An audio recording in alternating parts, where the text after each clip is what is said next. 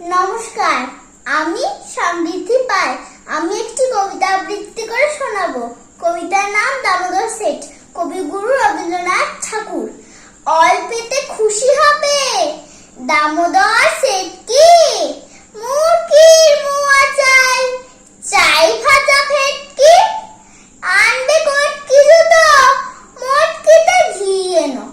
জলপাইগুড়ি থেকে এনো কইছি এনো।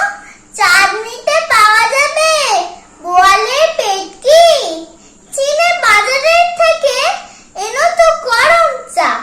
কাঁকড়া ডিম চাই, চাই যে গরম চা। না হয় খরচা হবে, মাথা হবে হেঁটকি। মনে রেখো, বড় মাপে করা চাই আয়োজন।